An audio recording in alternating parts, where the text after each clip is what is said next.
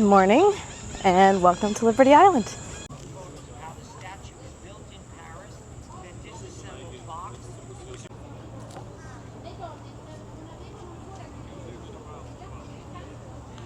So I do have a ticket to the pedestal, but before we go in, and besides this amazing view, I wanted to show you this rock that I learned about. So many people just see, oh, a rock. It's actually a rock from the mine where the copper was taken from to make the Statue of Liberty. So the Statue of Liberty is copper. And on the 100th birthday of the Statue of Liberty, they actually got a rock from the mine. I believe it's from Norway where the copper was taken from. And they placed it here as kind of like a celebration of it. There's a little plaque, so let me see if I can get closer to it.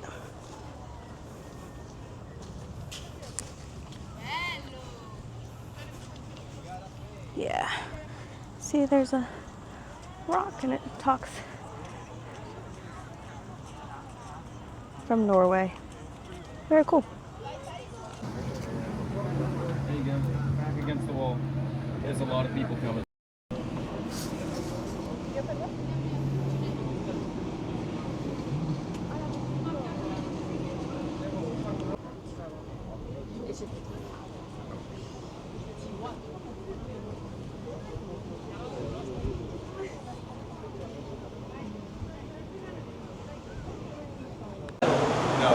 It's not cool. Well, up to the top of the crown, it's 10 feet.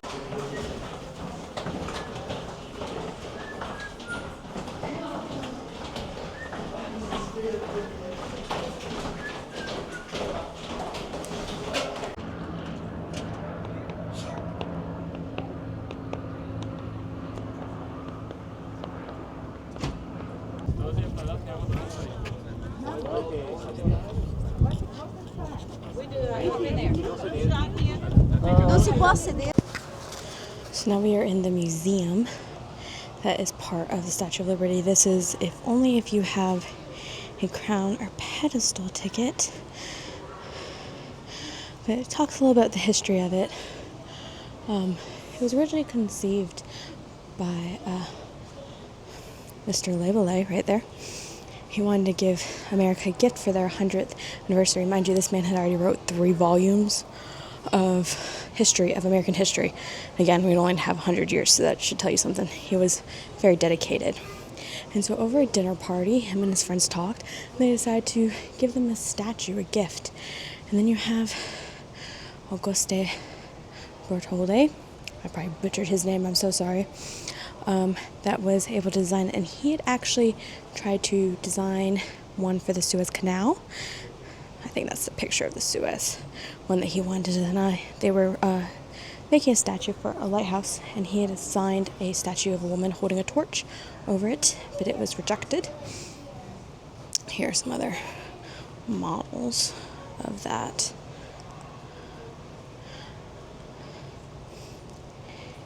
And so he kind of brought the idea over, and so they started working on it. Bertolli came to America and he went all over America looking at everything from one side of the country to the other, and he decided to put it in New York, in the port of New York. And so it was designed to be a lighthouse and to welcome people into the harbor. We almost didn't end up with the Statue of Liberty. So the French decided that they would pay for the sculpture, and we Americans would just build the pedestal.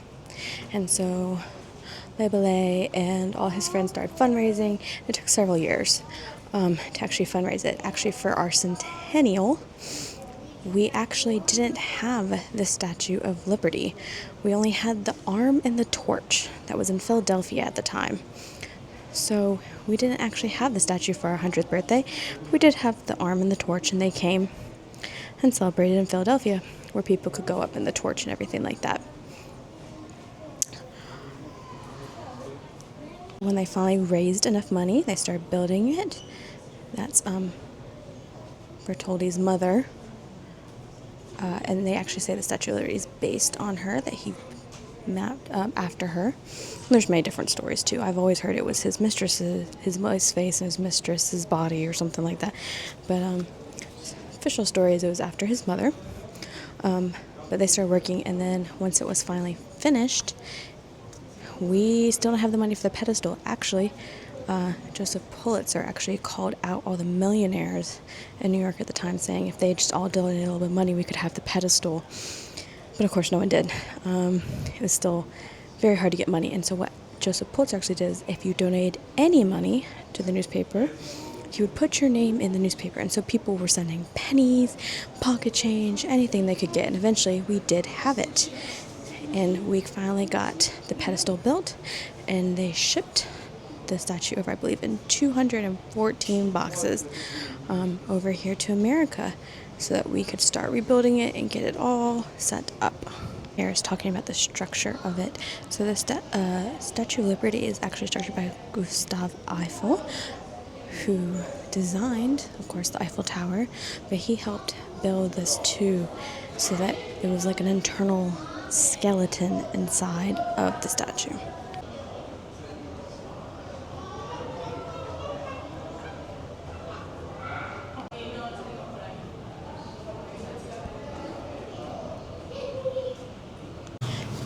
So the statue was finally rebuilt, or I should say reassembled, and brought over and put on its pedestal. And it was officially debuted on October 28th, 1886, on a very rainy day. And as you can see from this illustration, they marched down Fifth Avenue, the soldiers and everything, with a big parade. And that's actually how we got the name the Ticker Tape Parade. So Fifth Avenue was where all the business stockbrokers were and everything like that. And they couldn't leave their offices, obviously. So they tore off the ticker tape that they were using and threw it out the window. And so that's where we get the term Ticker Tape Parade from, was actually the Statue of Liberty. So that was the Statue of Liberty pedestal, a cute little museum inside. I'm going to get my bag and we're going to head over to the other museum. Hopefully next time I come, I'll be able to get tickets to the Crown. They do allow people up to the Crown, but it's only 500 people a day. So not very many. And at the time of recording this, August 17th, almost all of October was sold out. It was at the very end of October, like October 30th and 31st, that you could get tickets. So maybe next time. While I'm walking across to the museum, I'll tell you a few other things I forgot to mention in there. The statue is based off of the Greek goddess of Libertas. She had two temples in ancient Greece, so not many. She's not a well-known goddess, but it was very big in France, especially with some of the revolutions. They had put her on coins and all that kind of stuff. So Libertas was very big to them. She has 7 points for the 7 seas or 7 continents, however you want to look at it. I've heard both from multiple different sources. She has a broken chain around her foot to symbolize the end of slavery. And then she holds her torch high. It was used as a lighthouse, but they've quickly found out that it wasn't a good lighthouse. It was so far into the harbor and very faint light, so that's why it's not used as a lighthouse anymore, although it probably is bright enough for many ships to see if we didn't have modern lights and all that. But we are heading into the museum. The museum over here is just another retelling of what I saw basically over at the statue, except with the actual artifacts. These are not cutouts like they were over there. See the plaster ear they used for the statue.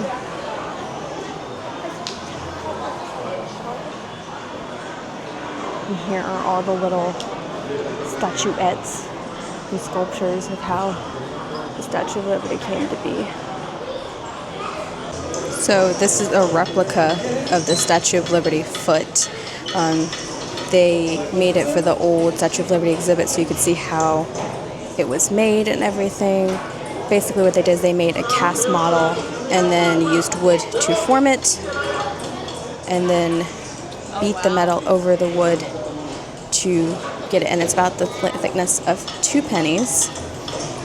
And then they had iron bars on the inside to keep it almost like a skeleton. And I remember reading this, the Statue of Liberty actually wears a size 379.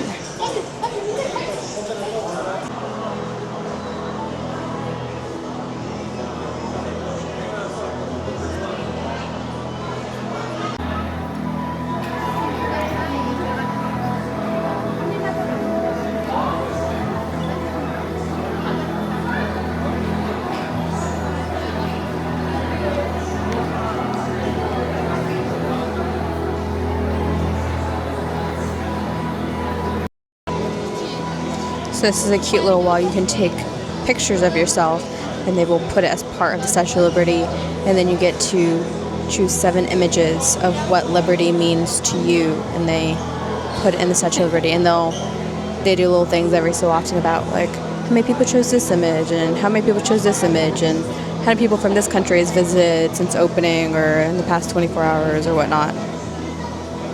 A mold of the face using the same technique that was used to make the actual face, and you can touch and take pictures with and all that fun stuff. The original torch, when they remodeled in 1986, they replaced it. People will tell you all the time, oh, I've been up to the torch. You have not been. The torch has been closed to the public since 1916. There was a big explosion on a nearby island, and it actually damaged the integrity of the arm, and so no one from the public has been allowed up to the torch since that time.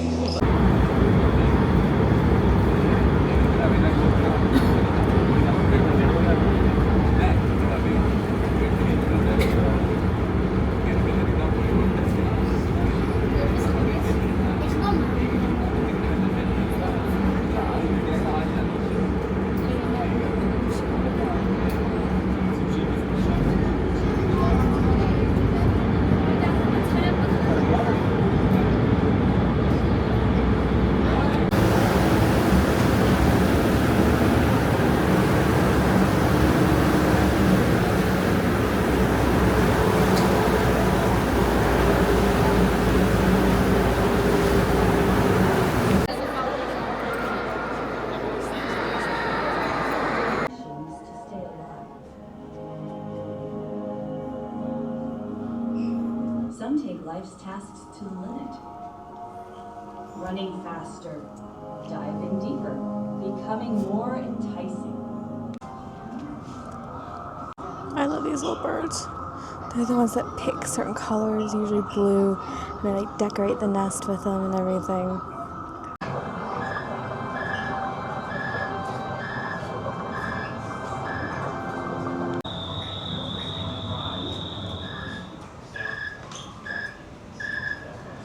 Everything, so it tells you on the sign that this is actual size.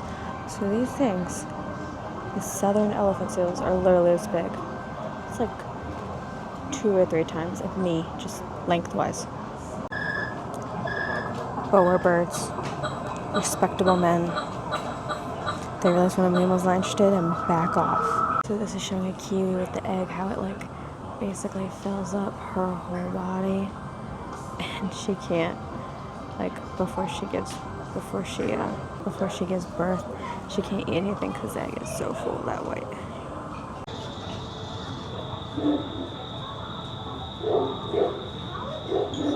So this is talking about axolotls. Apparently axolotl means water monster, which is kind of hard to believe when they're so cute.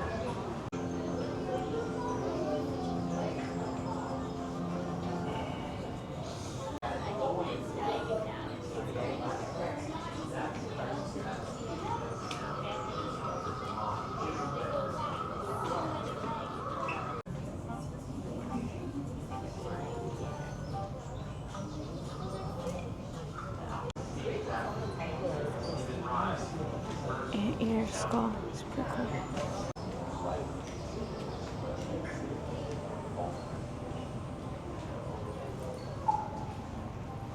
So that was a corpse flower. Actual size. And they have this lovely thing here where you can turn it and smell it. And it just smells wonderful. That's coming.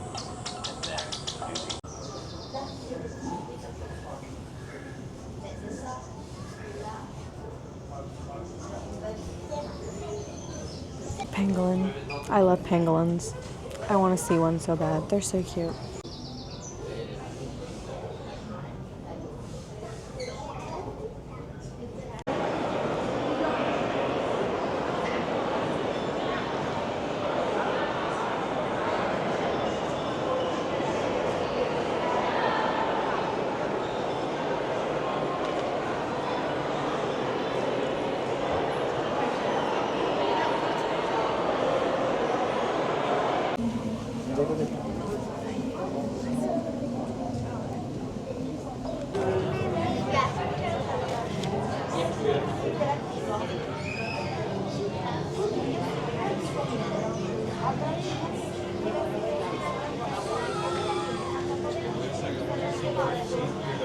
Okay.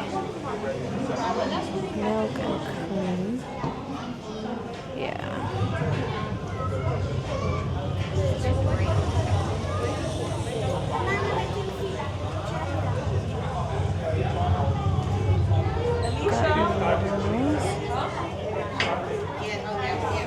Yeah, this one's right.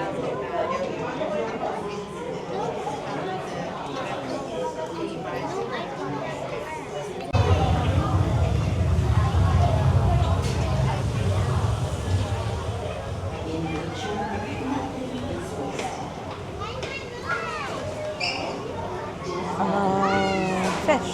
Fish can look nice faces. Who else play fights? Wasps?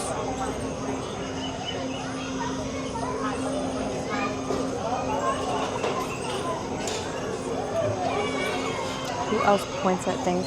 Ravens are great at pointing at things. Okay.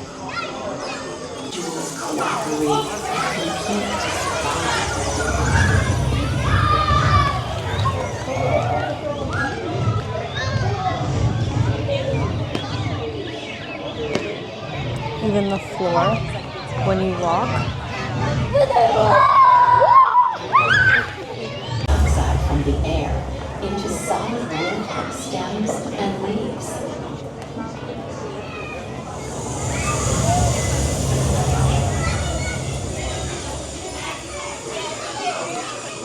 If you look at the floor, when people move, it lights up.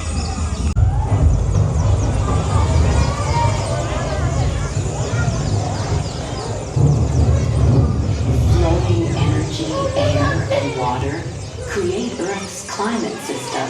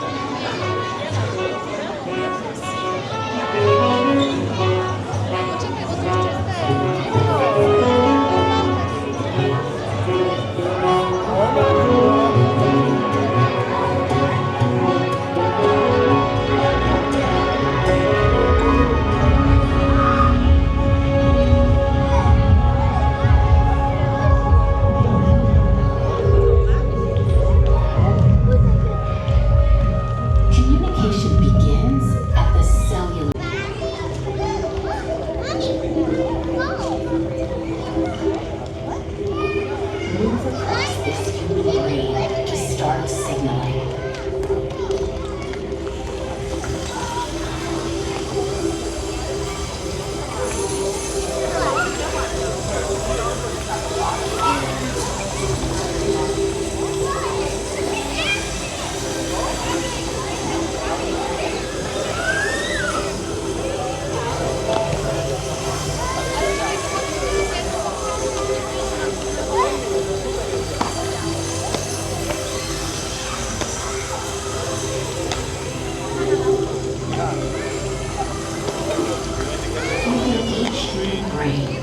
Billions of nerve cells can create trillions of connections, leading to boundless thought and creativity.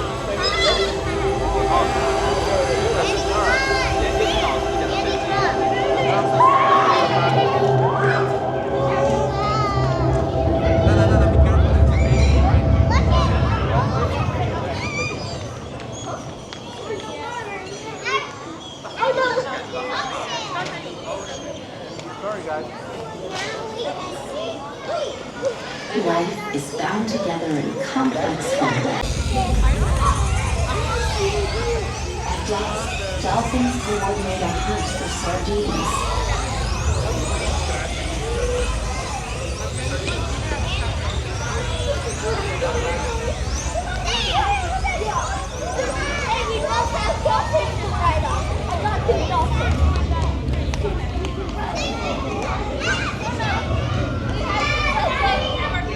Jellyfish, krill, and tiny plankton migrate upward each night to feed on algae at the ocean surface.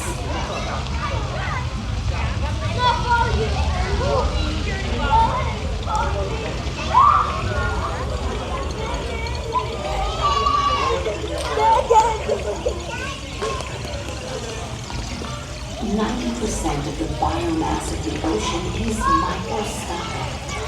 Tiny organisms that hold the food web together.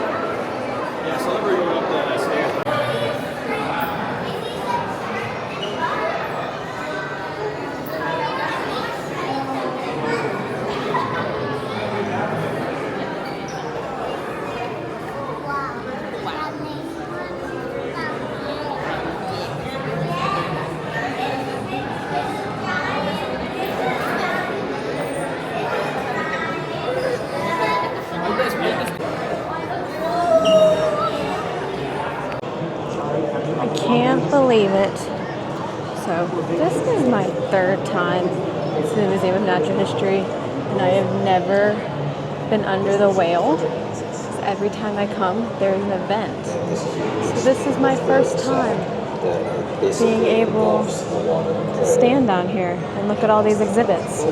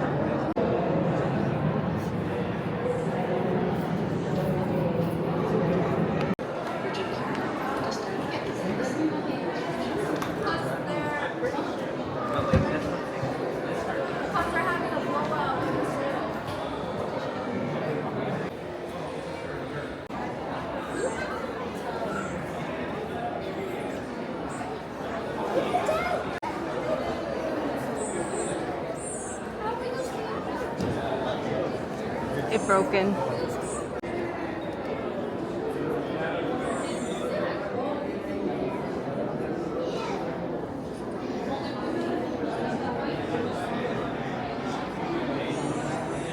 They're like, I thought it was a model, and then they started moving.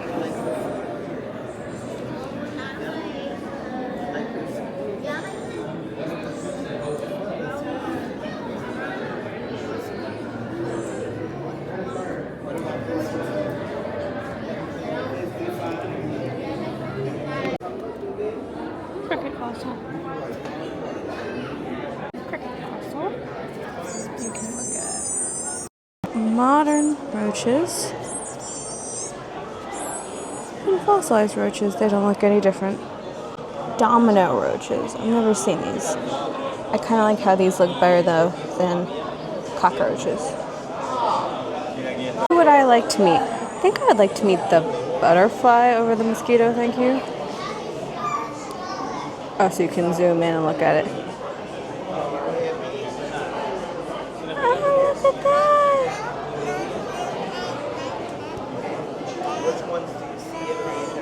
Oh, look at the mosquito. Oh, that's creepy. It's cool, but creepy.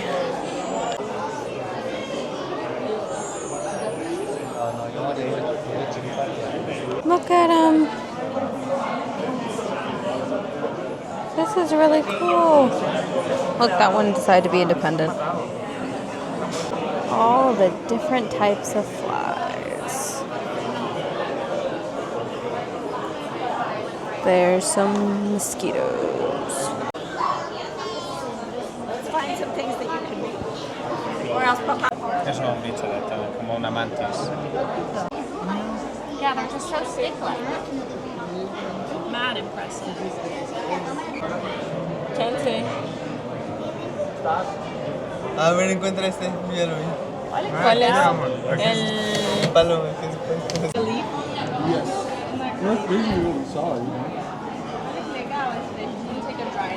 What up, dude?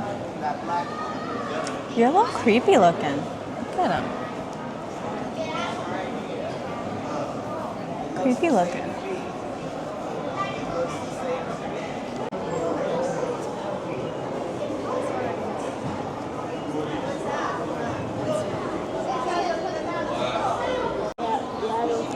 Silkworms.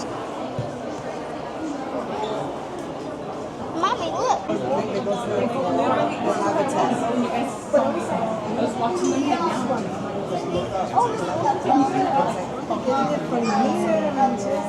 That's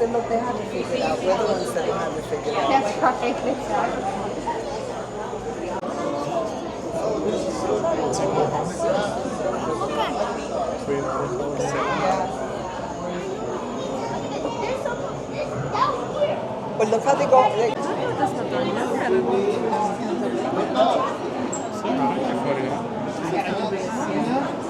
Quasi che lo facciano.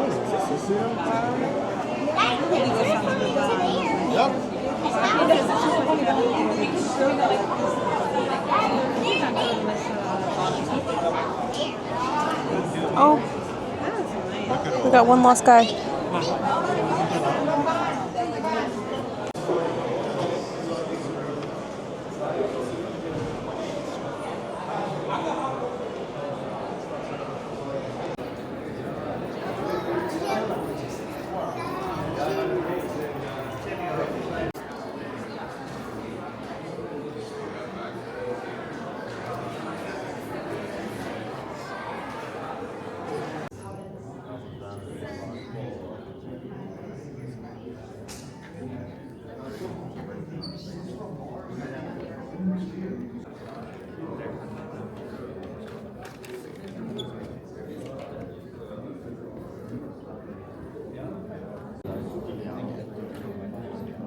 So this meteor, part of a meteor, is older than Earth. You can touch it. And that's just so cool. You can see the grains and everything.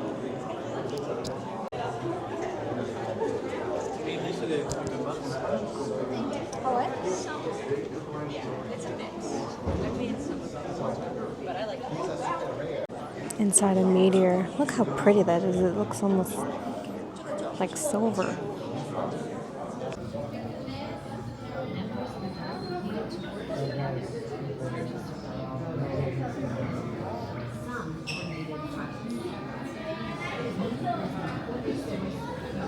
I just wanted to point out, I don't think I can get a good video of it, but look how intricate that is. 32,000 years ago. Incredible.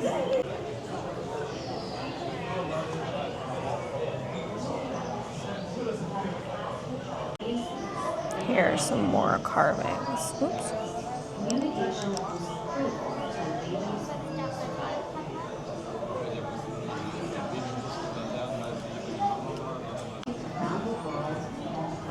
Here are some more carvings.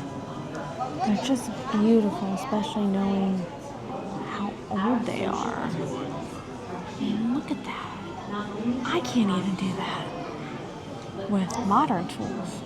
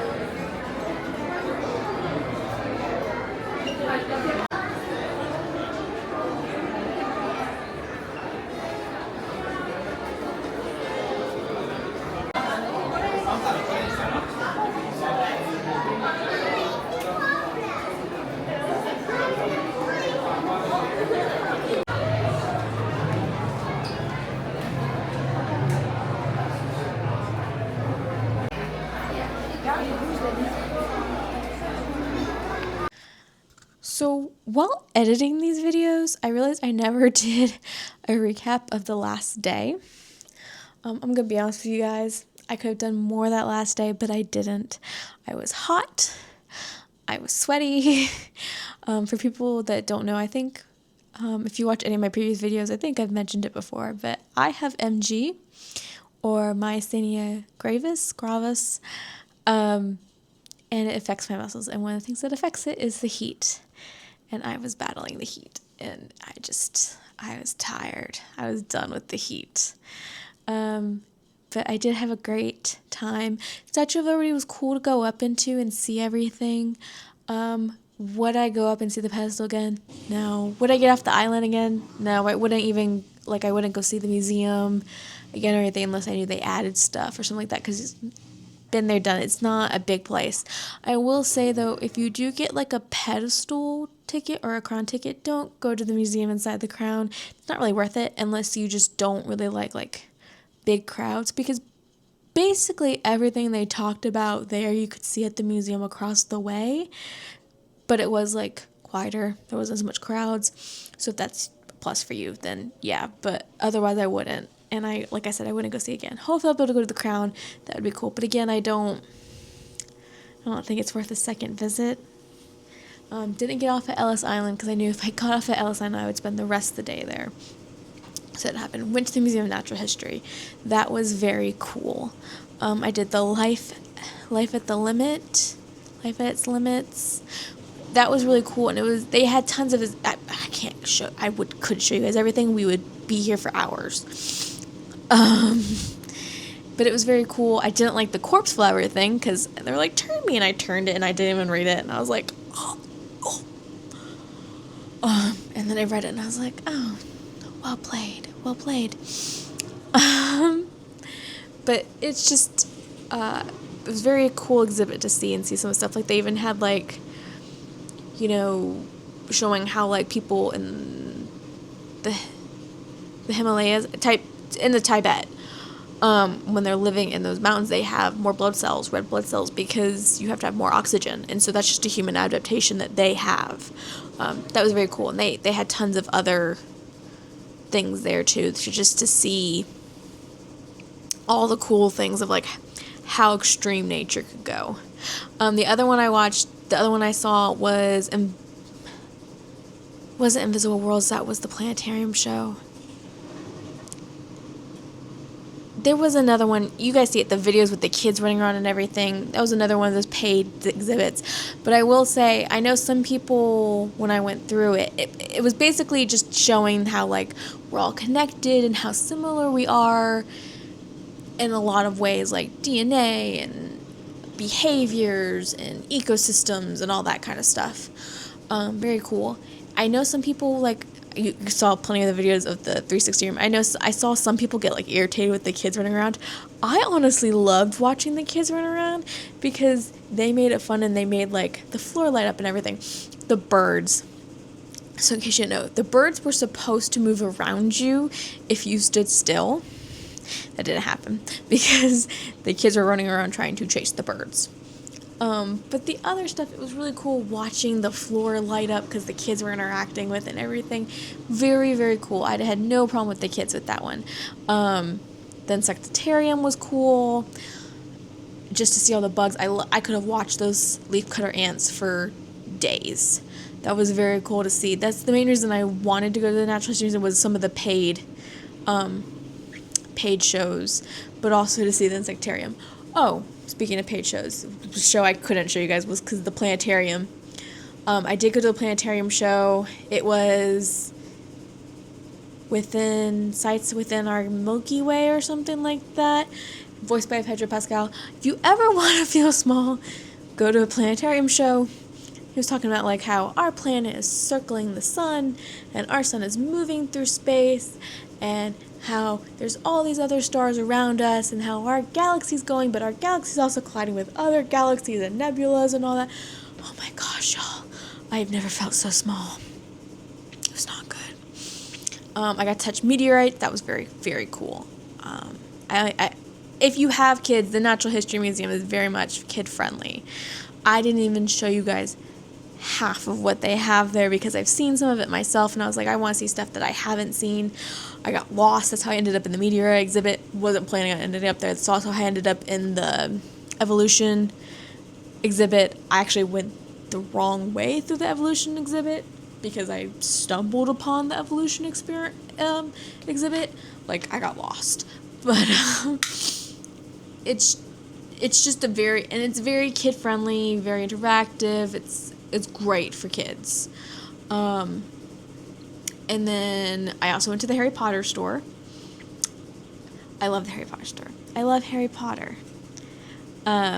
So let me put this on my chest and show you guys what I got at the Harry Potter store. Okay. The main reason I went to the Harry Potter store, not because it's wonderful and beautiful, and I love it, and that's all true, but the main reason I wanted to go to the Harry Potter store was because I wanted the Goblet of Fire wand. So it was a Chicago store exclusive, but then they started selling it in other places, and so you can get it, and so that, I don't know if it'll focus me if I cover my face. They did the Goblet of Fire. That's the main reason I want it. Everyone says this should light up, and I agree.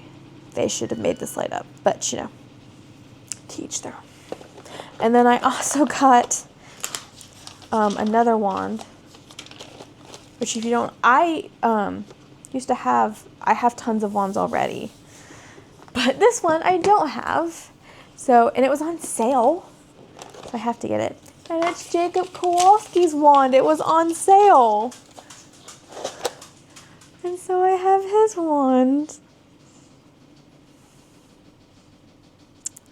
Because I have newts, I have queenies, I have the President of Makuzas, I have Letterless Stranges. So I have a lot of them. That's crazy. And what I haven't seen this in any of my other wand boxes. So I feel like it's kind of like a hint at the movie because Jacob's like waving his wand all around. I don't know if you can see it. But it says fragile, collectible wand, not a toy. And I feel like that's a statement to Jacob. But yeah, so I got those. I also got, you can fill out a survey. It's a very long survey. They say it's short. It is not short. Do not lie. But I got a Harry Potter pin, which if you did the scavenger hunt way back when they had that would be cool. And they ask you like all this stuff. I will say the one thing I wish the Harry Potter store would bring back is the virtual reality stuff. When I was playing a trip once and I was like, oh, I want to go to that. And then they got rid of it. And now it's portraits. I don't want me on a broom in front of a green screen. I would like to have the virtual reality. I was going to pay for both things. But they don't have that. So, but that's my wrap-up video for New York. I had a great time, even though the trip did not really go to plan. The only thing that went to plan was Masquerade, and that's okay. That was the main purpose of the trip. It's allowed to be the only thing that went right. I had a great time. It's actually my first time traveling by myself. Usually I have someone with me, and so it was very interesting being by myself. I mean, most of the time I travel it's around the corner, like Columbia or something, or like today, you guys will get a video later, going up to the Biltmore house and stuff like that. That's not terribly far away. That was my first trip by myself, and it wasn't bad. It was an experience. Nothing went right except Masquerade, but that's okay. But I hope you guys enjoyed it. I hope you guys liked coming along with me for the ride. And I will see you guys soon.